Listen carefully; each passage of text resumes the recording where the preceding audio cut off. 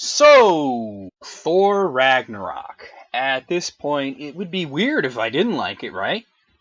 I mean, this seems to be a movie that everyone likes, and honestly, after Logan, Guardians of the Galaxy Volume 2, Spider-Man Homecoming, and Wonder Woman, 2017 is shaping up to be the best ever year for superhero movies, and despite the talk about how Wonder Woman reinvented the traditional superhero movie and how Logan was Oscar bait, the one with the highest Rotten Tomatoes score is the goofy Thor movie with the 80s look to it. Ragnarok starts with Thor already off on an adventure, stopping the evil Surtur from destroying Asgard in a process known as Ragnarok. After stopping Surtur, he returns home only to find that his father Odin is acting strange. Now, we know from the last film that Odin is actually Loki in disguise, and it actually doesn't take Thor long to figure this out and flush him out of his disguise. Demanding to know what happened to Odin, it seems Loki placed him under a spell and left him on Earth in a retirement home, but after finding that the retirement home is not only closed but in the process of being demolished, so now Odin is missing.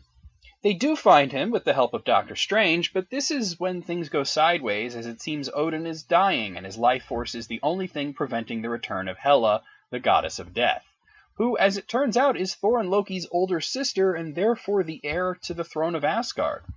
Hela and Odin used to be as close as they could be, conquering realms together, but after conquering 9 realms, Odin decided to stop there and be a peaceful ruler, while Hela wanted to continue and made it very clear that she intended to continue their path of destruction, so Odin banished her and sealed her away.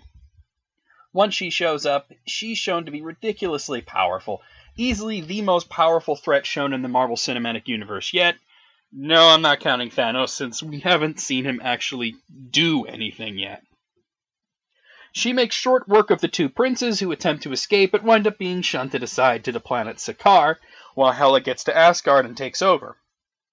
As Hela imposes her rule upon Asgard, Thor is stuck on Sakaar, where he's captured by a woman who turns out to be an Asgardian Valkyrie, and sold to the Grand Master, who places Thor in the Contest of Champions, promising him and Loki that if he could beat their champion, who turns out to be the Hulk, that he would get his freedom.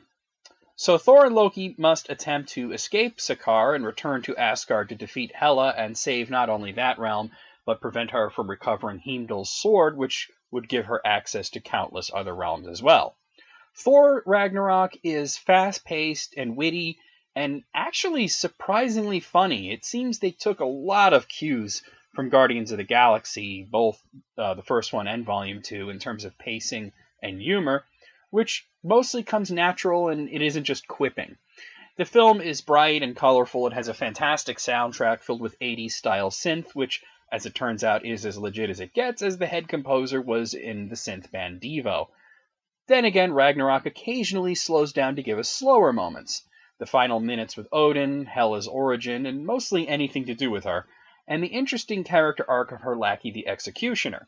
My only complaint is that occasionally it feels like mood whiplash to go from very funny and vibrant scenes to more morose and muted ones.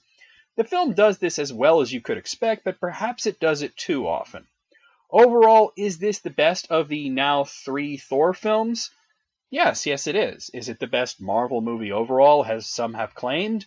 No.